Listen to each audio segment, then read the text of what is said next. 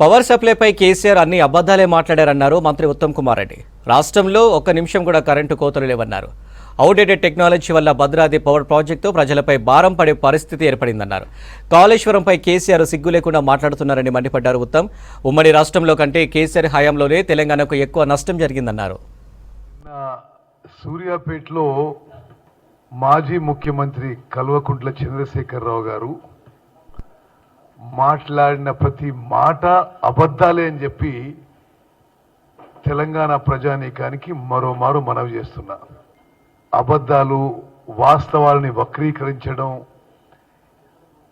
ఒక ఫ్రస్ట్రేషను, ఒక depression, power పోవడమే కాదు, గవర్నమెంట్ పోవడమే కాదు, ఇప్పుడు పార్టీ కూడా మిగలదేమనో భయంతో బయటికి రావడం తప్పితే మరొకటి కాదు.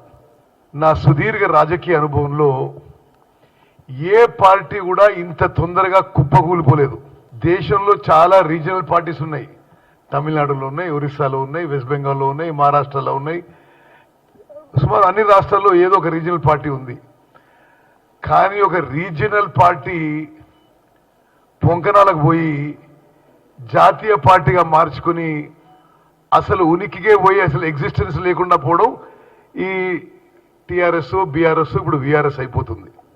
చాలా స్పష్టంగా చెప్తున్నాను నేను, పార్లమెంట్ ఎన్నికల తర్వాత బీఆర్ఎస్ పార్టీ మిగలదు.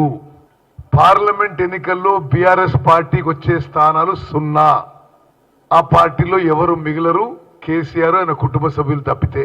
ఆ ఫ్రస్ట్రేషన్లో, ఆ డిప్రెషన్లో, ఆ భయంతో, ఆ నర్వస్నెస్తో ఎన్నడూ కూడా రైతుల మధ్య పోయి ప్రజల్లో సమయం గడపని కేసీఆర్ ఒక విలాసవంతమైన ప్రగతి భవన్ కట్టుకొని ఇంకో విలాసవంతమైన ఫామ్ హౌస్లో సమయం గడుపుతూ ఈరోజు ఉరికురికి సూర్యాపేట పోయిందంటేనే ఎంత భయాందోళన ఉన్నారో తెలంగాణ ప్రజలు గమనించవచ్చును. మాట్లాడిన ప్రతి మాట అబద్ధమే. అసలు నిజంగా ఒక పెద్ద మనిషి 10 ఏళ్ళు ముఖ్యమంత్రి అయిన తర్వాత ఈ విధంగా అబద్ధాలు మాట్లాడొచ్చా? తెలంగాణ ప్రజలు గమనించాలి. వాళ్ళు నిన్న పెట్టిన ప్రెస్ మీటు వాళ్ళ పార్టీ ఆఫీస్లో జనరేటర్ మీద పెట్టి లోపలున్న వాళ్ళు ఎవరో ఆ వైర్లు దొక్కుంటే అది కొంత ఇంటరప్షన్ అయితే పవర్ సప్లై ఎట్లుంటుందా అని చూడమంటారు. ఇంతకంటే దుర్మార్గంగా ఒక మాజీ ముఖ్యమంత్రి అబద్ధాలు చెప్పడం, ఇది యావత్ తెలంగాణ ప్రజానీకాన్ని గమనించాలి. ఎంత ఖర్చైనా సరే పవర్ కొనుగోలు చేసి 24 అవర్స్ పవర్ కొనసాగిస్తాము. ఎన్టీపీసీ పెట్టే పవర్ ప్రాజెక్ట్స్ వాళ్ళ పెట్టుబడితో పెడతారు.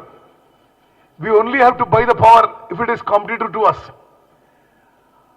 ఆ బ్యాలెన్స్ ఆ ఎన్టీపీసీ ఫేజ్ 2 2400 మెగావాట్కి రాష్ట్ర ప్రభుత్వం ల్యాండ్ అండ్ వాటర్ అలాట్మెంట్లో కోఆపరేట్ చేయడం లేదు అని పార్లమెంట్ కమిటీలో డాక్టర్ గుర్దీప్, చైర్మన్ ఎన్టీపీసీకి, నాకే జవాబు చెప్పడం జరిగింది.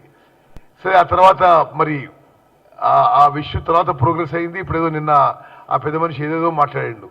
అంటే నిజంగా కూడా